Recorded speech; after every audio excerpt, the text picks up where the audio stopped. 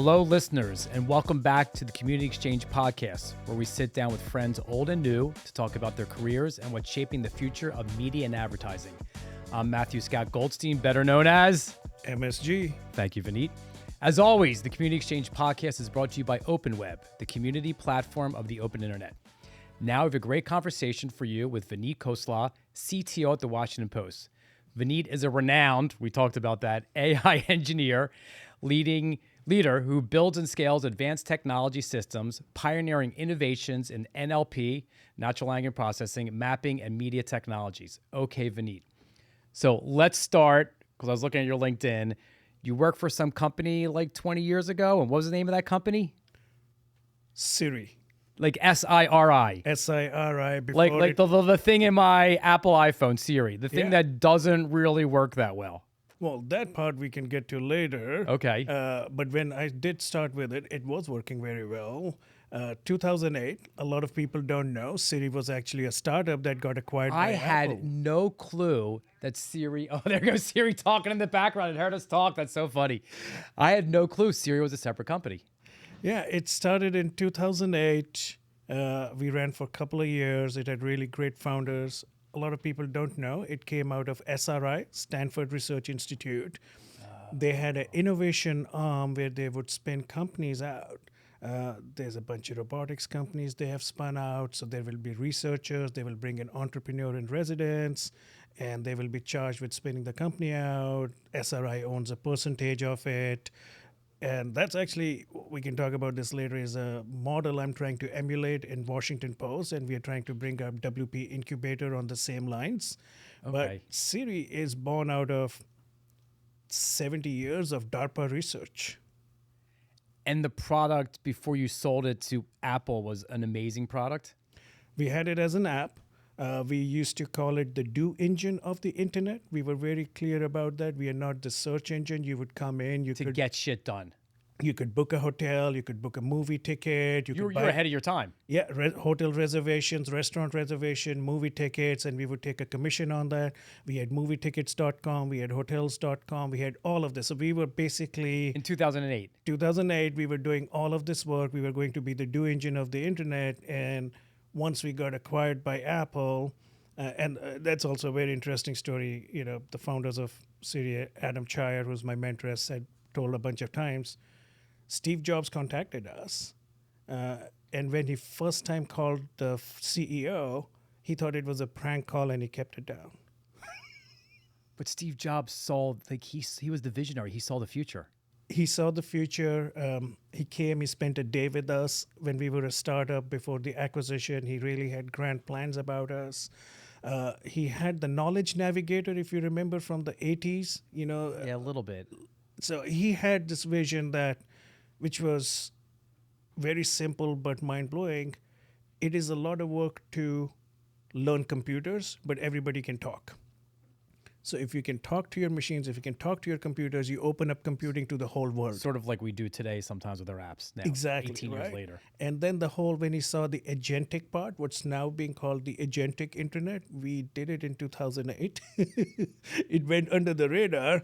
The only sad thing is, like, when we got acquired by Apple, we became very exclusively for Apple apps. We were not opened up to the rest of the world. And then somewhere in 2015, I brought it back with SiriKit. You know, I launched it in. So right now with Siri, you can send WhatsApp messages, you can book an Uber, you can do cash transactions, you can send money to your friends as a peer-to-peer, you know, using multiple different apps.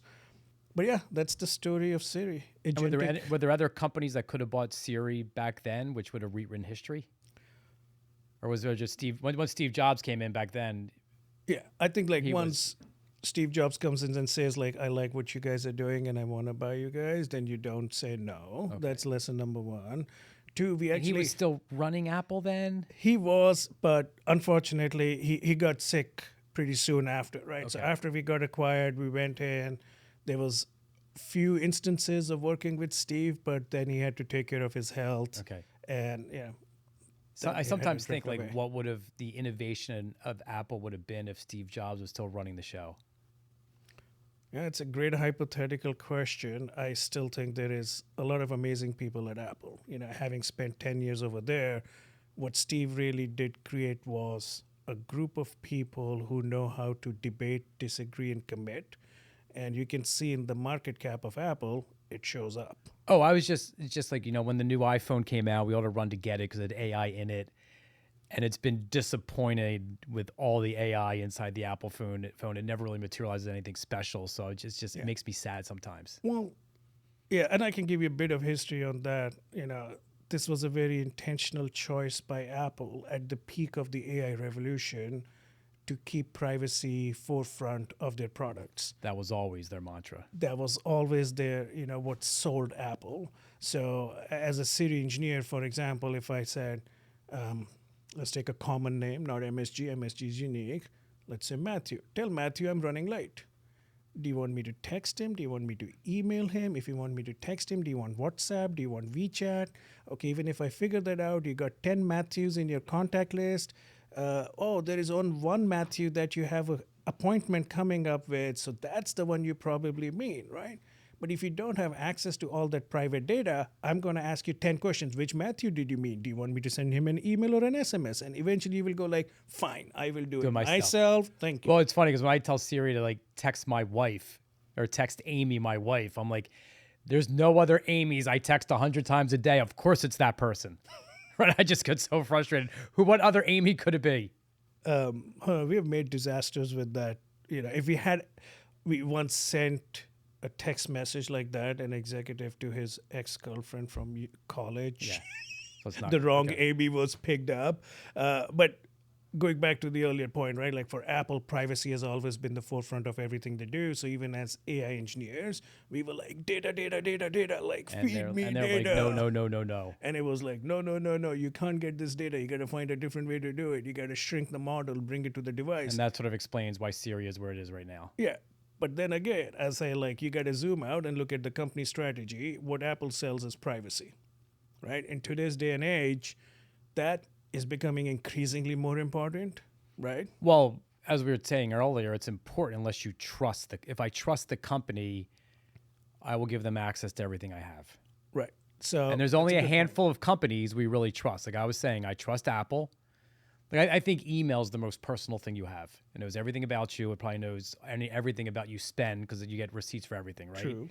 So I trust Apple, right? I trust Google with my email most of the time, right? I trust Microsoft because of Outlook and everything they do. And I'm starting to trust Anthropic and Claude. Yeah, so then this is a direct message to my friends still at Siri. MSG trusts you, so please let Siri read the email. In a privacy-sensitive way, it will make our users' life much, much easier. Correct. Okay, so you're at Apple. You were there for what, 8 years? Yeah, I spent 8 years at Apple. And the last project I did was SiriKit. Just the problem I explained to you, I wanted Siri to be back open to the apps. So I worked with Robbie Walker. He was the exec in charge. He was a part of a startup that got acquired, and we went hard at it. We really opened up 8-10 different domains, 50 different intents that you could do with Siri. We launched it. It was quite successful. I don't think it is at the same pace we expected it to be. So that's probably fair. And this is the era where Alexa scales was being done everywhere, right? Yep. And we were very selective in our approach. We were like, you don't need to open up the whole planet. When you're going to inject custom context from an app with its custom language, you really need it to be safe. The brand needs to be safe. So we need to make sure it is still Siri's voice. But that was the last big project I did to start opening up Siri to the world. Okay. And then after lots of questions move. After that, you went where? After you left Apple? And then I took a hard right. I went to Uber Maps, and that's a very interesting. You went from Apple Siri to Uber Maps. Yeah, and when I explain to you the problem we were solving over there, it will make sense. Okay, I want to hear this one. Vineet. One, it was a hard ride because I wanted a break from natural language processing. Right after a while, I kind of hit a point where I needed a reset in furthering my knowledge of the world. And graph search is what routing algorithms are. I had a dinner with the CTO at that time, Tuan. There's an executive over there, Bobby Parekh, who made Google Maps and Yep. Google Earth, and he's with Niantic now. So we had dinner with them, and they said like, "Hey, And you lived in San Francisco. You lived in yeah, I lived in the Bay Area at Okay. that time, and the whole pitch was like, we're building Uber Maps. This is going to be a strategic advantage to us, and the routing engine, the routing graph, is the most important thing." Now, if you guys zoom out, when you have Apple Maps, Google Maps, it's a personal mapping product, right? If you get it slightly wrong, doesn't matter. You're in a car, you can figure it out. In Uber Maps, I coined this 10 meter, 10 second. If you are off by 10 meters or late by 10 seconds, the entire experience is broken because now, let's imagine at the pickup time, the driver is somewhere else. You're running to meet them. It's across the street. You're putting yourself at a risk. You got shopping bags in your hand. The driver's getting a ticket. 10 meter, 10 seconds, it's a broken experience.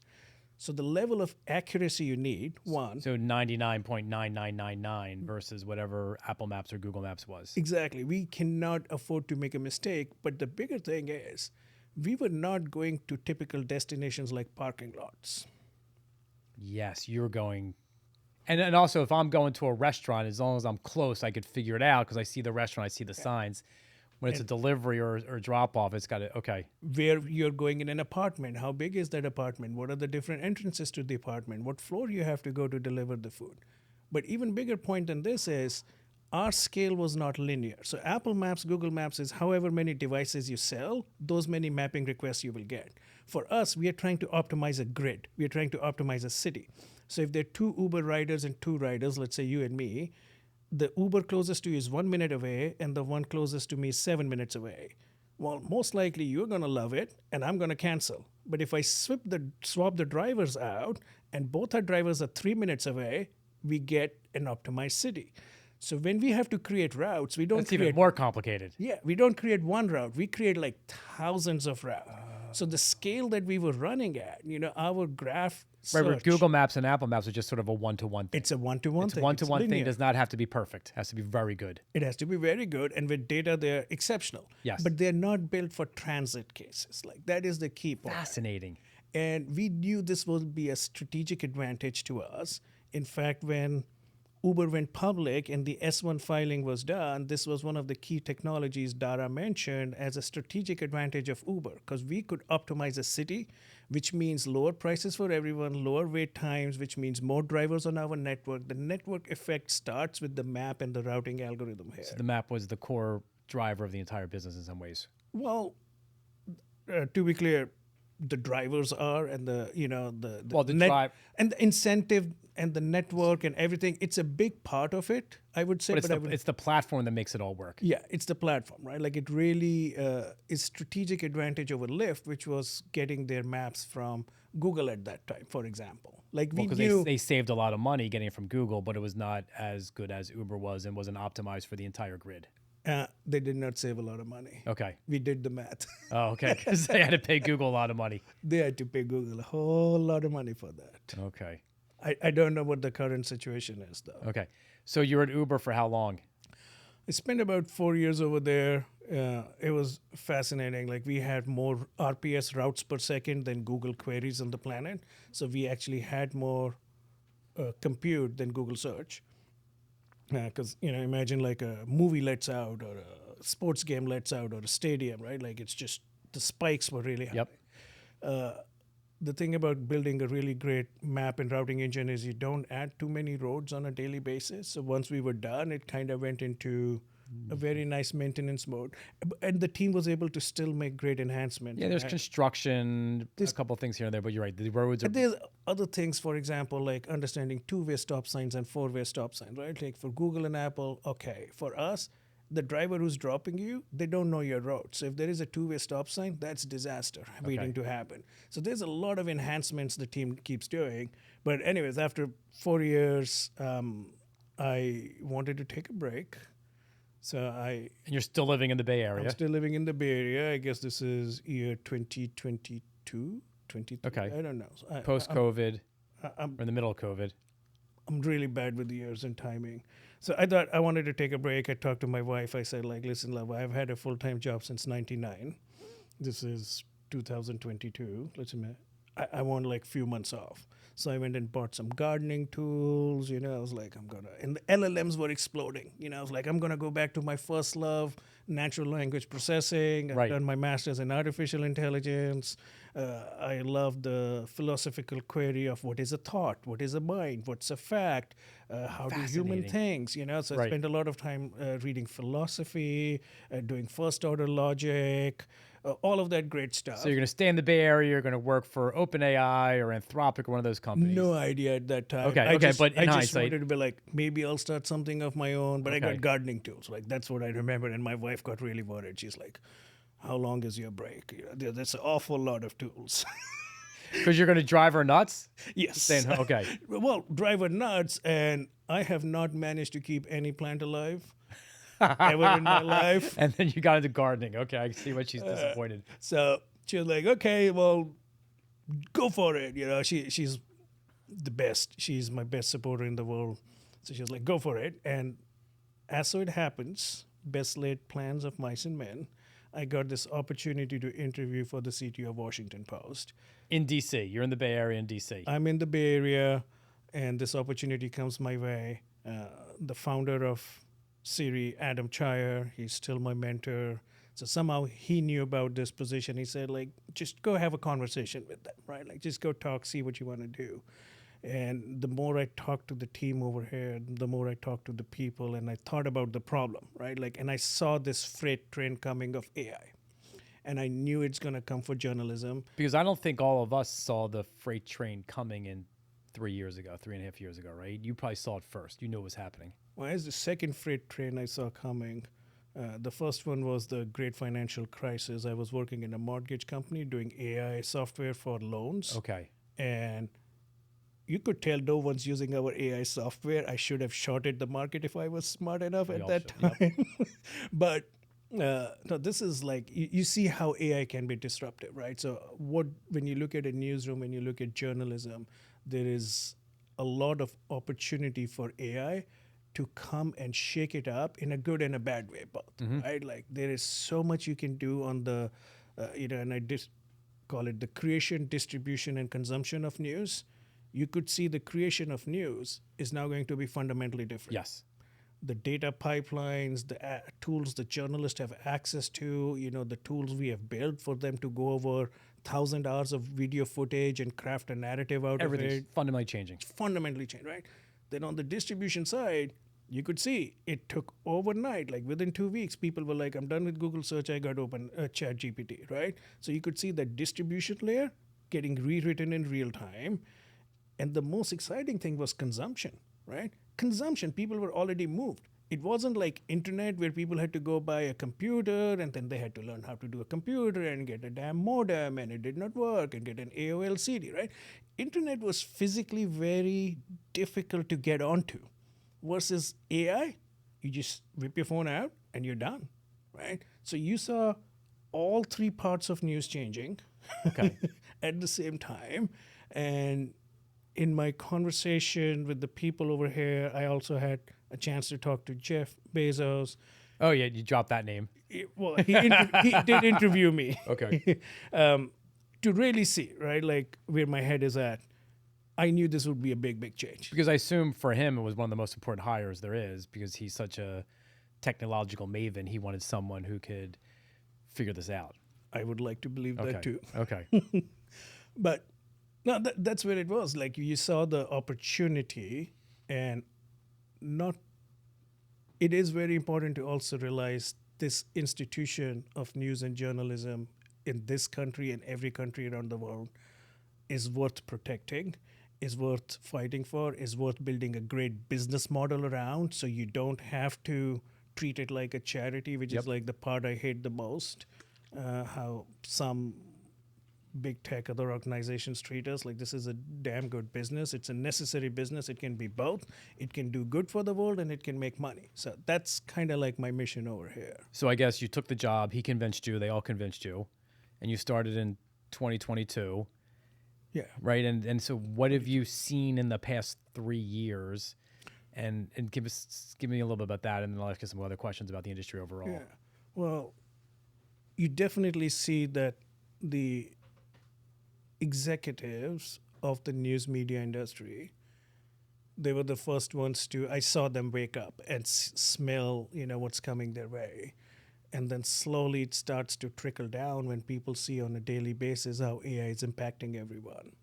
So I do see people change, but at the same time, the fear of AI is genuine.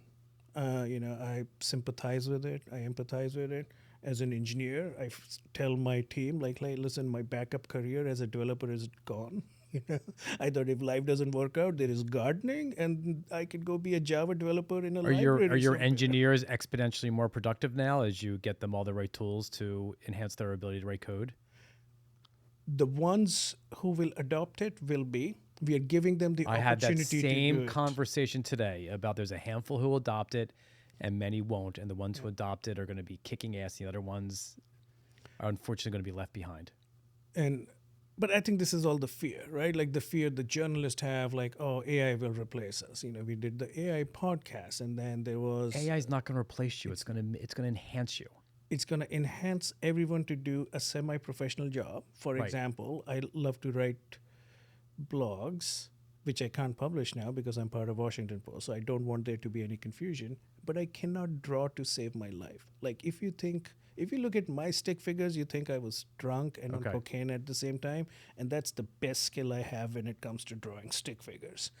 Now that I can use AI to illustrate what I'm trying to say. But it's because you have the ideas, though. Exactly. Like without the originality and the ideas and being creative and curious is what's needed in the future to do these jobs well.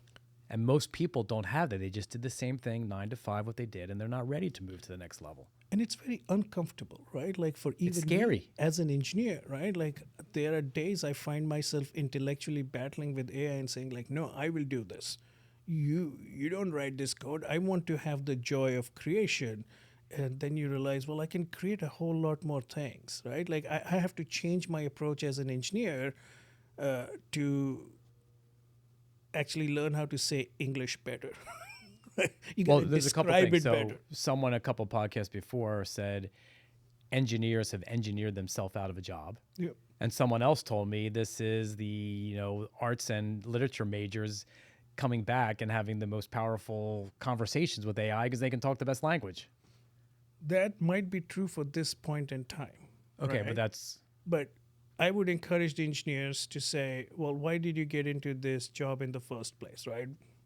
that's a whole different conversation because some of them I think got in it because they sort of liked math a little bit and they thought there was a great career path and they made a lot of money.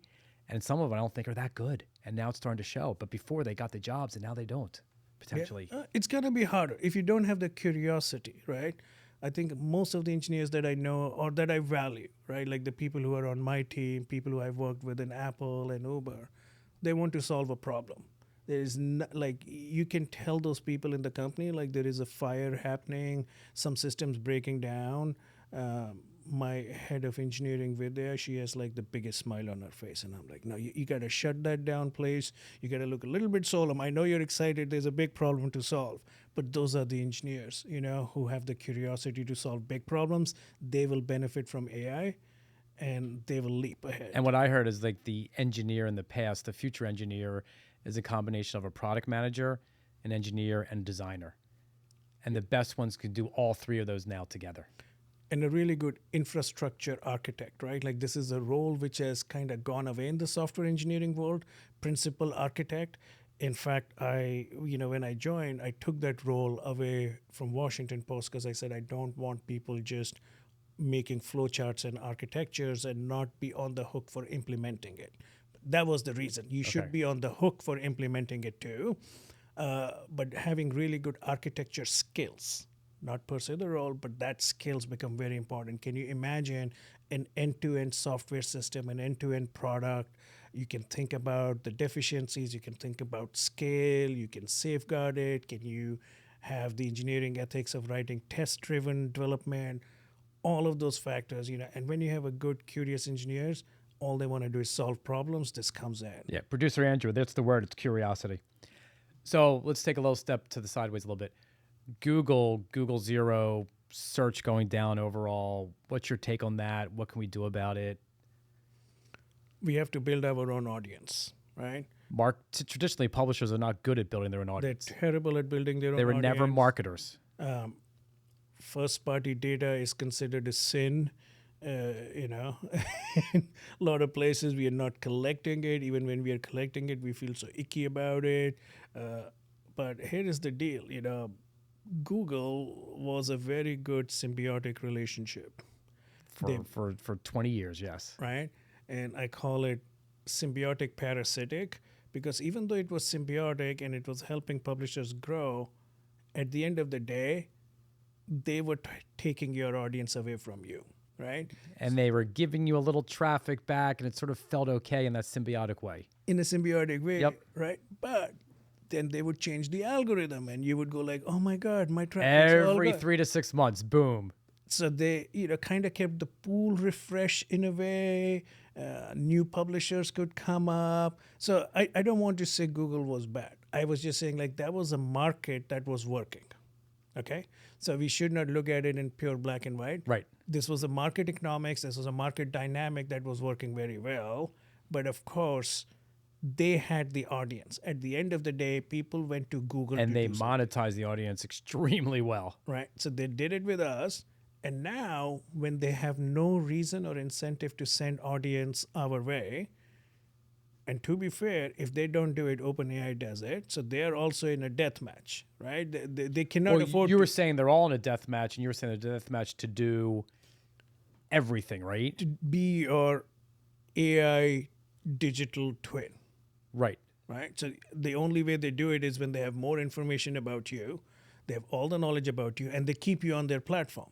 So if I'm in Google, I don't think they have a second option. They have to do this because they need all the context. They need all the data to make the algorithm smarter and personalized. So not just smart, they have to be very personalized too. So Google can't do it if it doesn't have access to your email, your calendar, Well, and your that's what I shopping was history. saying. Like, I gave Claude access to my Gmail, but why can't I have an @claude.com email address? Because we all trust Claude and Anthropic now, and boom, once they have your email, they have everything. There you go, right? That's why it's a death match at their level. We are going to end up being a casualty over here because there is no incentive for any AI, right? The relationships that we are going to make with AI, MSG, these will be very different than what you have done before, right?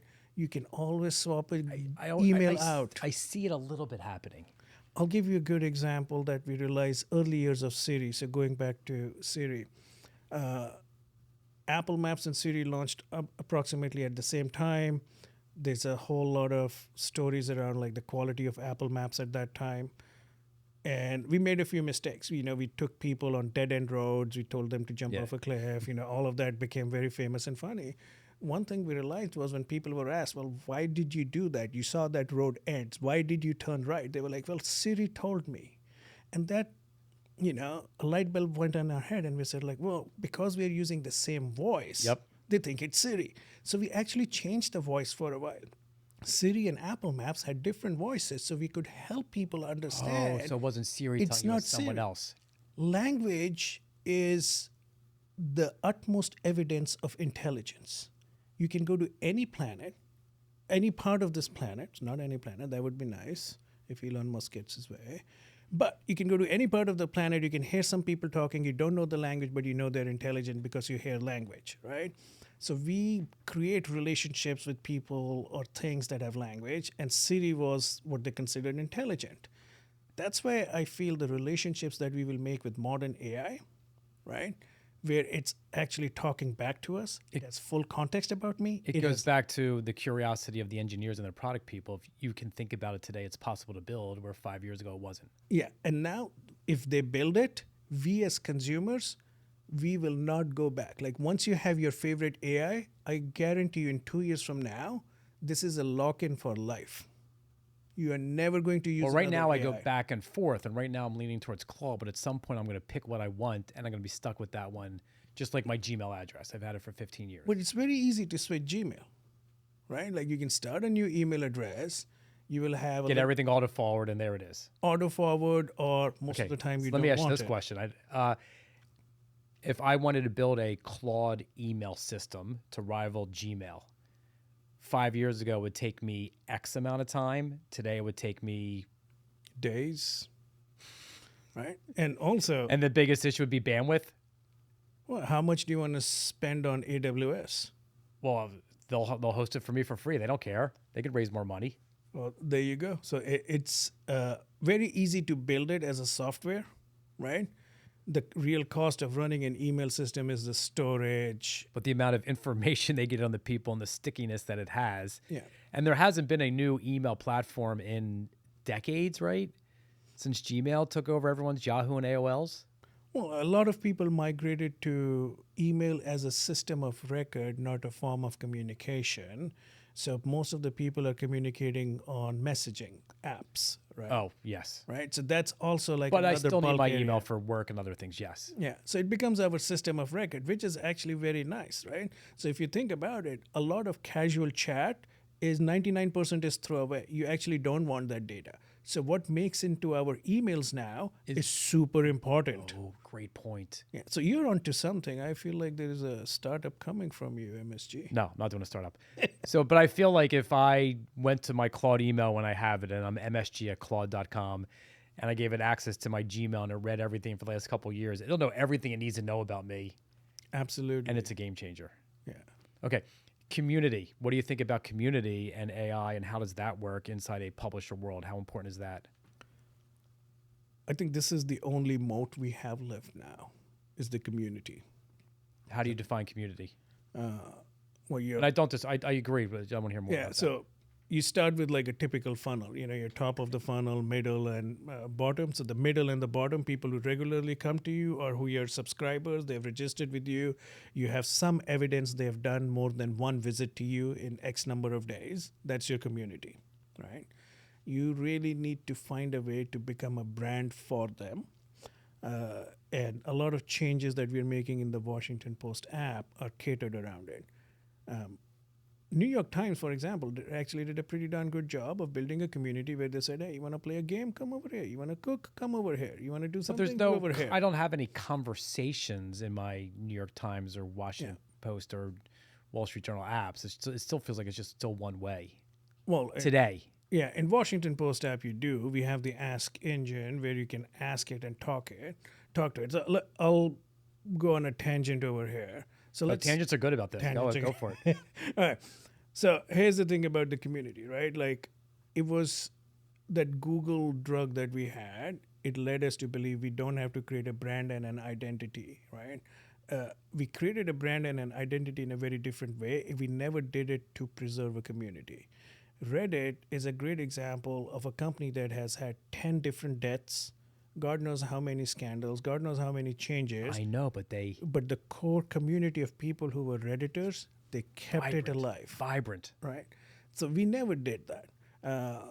We are changing comments, for example, in the post. We call it conversations now. It's no longer comments, it's conversations that you have on an article with the journalist. I know. Oh,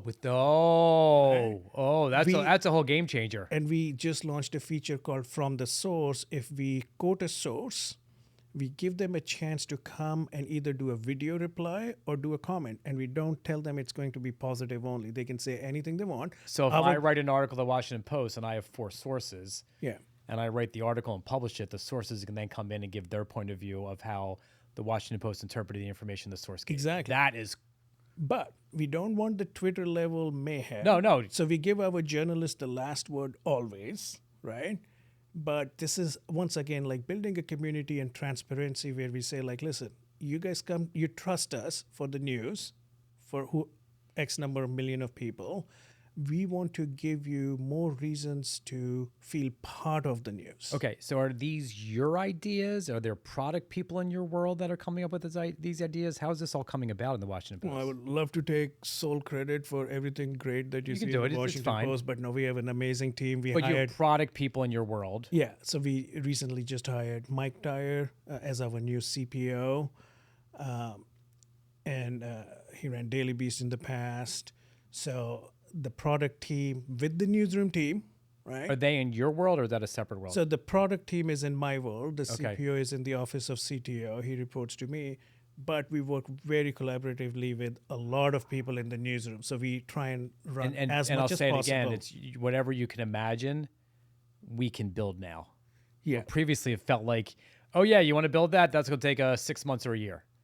And It now is it's like, you much want to build easier. something, I got to have a prototyped in a week or less. There you go. That's the key point, right? Like the great ideas, if you can get it to prototype early stage, get market validation, see there's a product market fit, then you can start investing proper engineering to scale it. We did the AI podcast, and we had 100,000 podcasts created so far, and its completion rate is far above a normal podcast because it's personalized. Of course, it makes sense, right? Yes.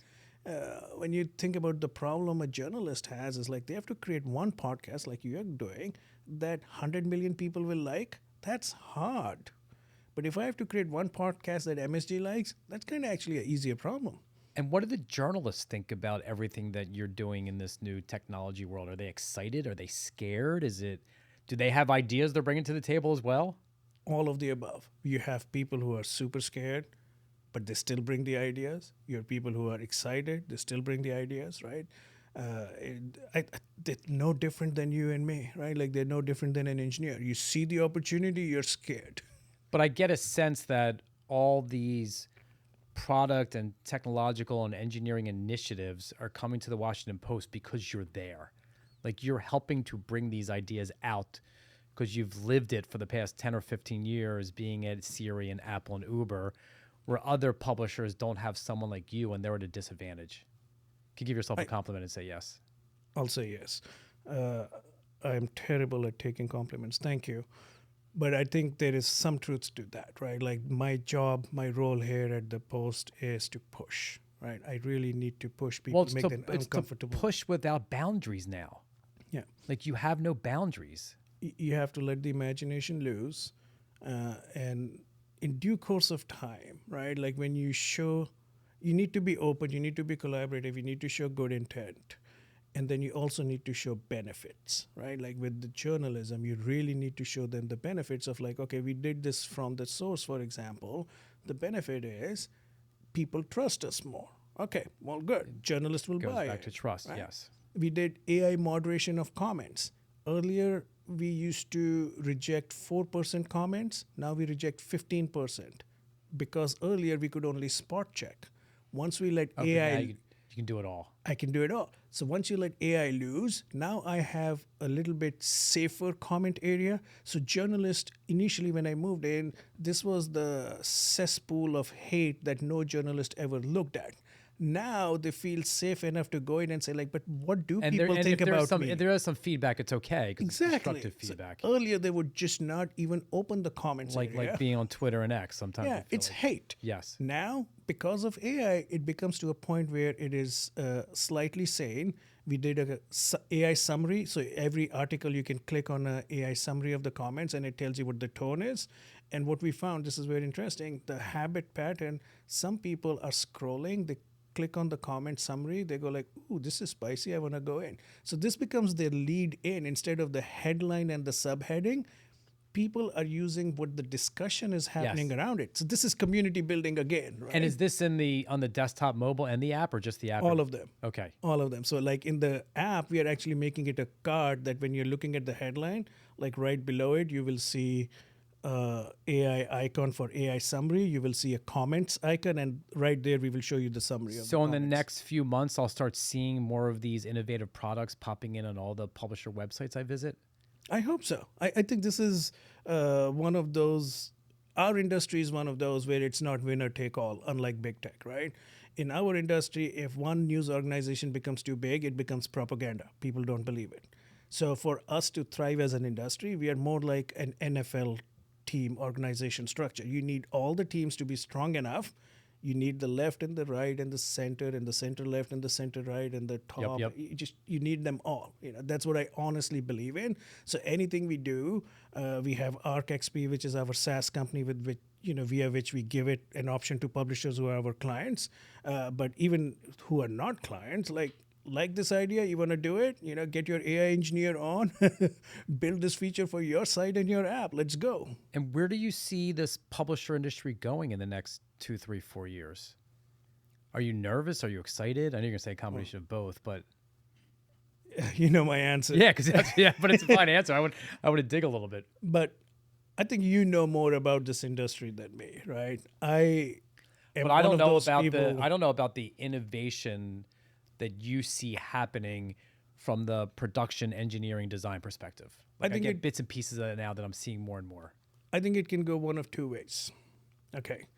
So one way is there is a lot of news we do or a lot of content we create, articles we create, which AI will probably do it much faster, cheaper using data pipelines, right? You read a Department of Labor report, a journalist would read it and create 10 stories out of it. AI will create 10,000 stories out of it.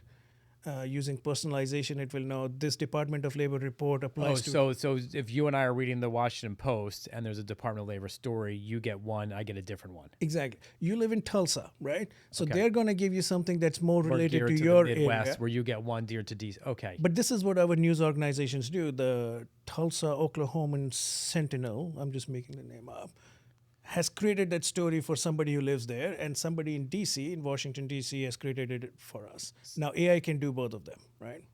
So it goes back to your Washington Post homepage is more like a Facebook news feed, which is just personalized to you. So that's one direction we could go. Okay. Right? But then what AI can never do is real journalism, boots on the ground, deep Never. investigations, relationship building. And that part is, I think, gets more and more valuable, right? That part gets increasingly valuable. We should charge more money for it. The other bit, I still think, is very valuable for us to do and also have a human judgment on it, right? Just creating 10,000 versions of a story is not enough. I do believe that we humans will value the opinion of other humans. It's like explain it to me world, right? Like facts are facts. I need that explain it Well, to me. My favorite way to get information today is this WhatsApp group text I have with 19 of us. And I learned more from that group text of having the conversation with the people I trust. I sort of know where they stand. And I feel like that's the way I want to consume my media going forward, of having other people react to it, not just what the journalist tells me is happening. So I think that's going to happen too, right? Like Oh, I think it is happening. Yeah. There's the surprise and delight aspect of news. You open it and like, I had no idea this was happening. Well, Right. thank you very much. And the other aspect is you look at your common trending stories. You just want a very different take on it. I'll give you a good example we did with Ask the Post. I knew we had written a lot of articles around Nintendo Switch 2, and my 8-year-old started bugging me to get him a Nintendo Switch. I was worried about the parental controls on it, the chat feature. So I asked like 10 different questions to understand what's a Nintendo Switch 2, how much does it cost, what are the parental controls, oh, there is a chat feature, okay, I cannot disable it, oh, I can create a kid account and then I can disable it from an app. It's pretty complicated, right? And this is all the stuff we, in the post itself, just post content, we had covered it at some point of time as part of our tech articles, right? But it was not in one article. It was spread over 10 different articles. I asked 10 different questions. Some were good, some were bad. But at the end of it, I got a summary for a parent of an 8-year-old. I really wanted to turn that into like Vineet's analysis Yes. of parental Yes. controls of Nintendo Switch 2 made for his friends. That's how we will start to consume news in equal amount. Do you think this all starts to happen by the end of this year? Like it's going to happen quickly? I think it's a generational thing too. There is a generation of people who are already coming in and doing this natively. Then there are people like us who will slowly absorb their habits and go like, oh, this is what I can do with my news. I don't have to just sit and receive. But also, I don't think it decreases the value of news, right? Because if No, you it don't have increases. those, it increases. It increases. I don't want Reddit threads to tell me about Nintendo Switch 2. No disrespect to them, but I don't. I really want Wirecutter to tell me about it. I want Washington Post or any news organization that has journalism, that has the ethics, that has the standards, that has the controls. I want to know from those people all the questions I have, because then I'm guaranteed a baseline of truth, right? Fox News, MSNBC, don't care. Bring it on, right? That's the world I feel like we actually become more valuable. Vineet, this is absolutely a fabulous conversation. I forget how much I enjoy talking to people these days with a deep technical expertise. It really shows getting your insight leading the CTO of the Washington Post. There's a video of this. If you haven't watched the video, watch the video, because Vineet told me he didn't know it was a video. Producer Andrew, thank you very much, and have a good day, everybody.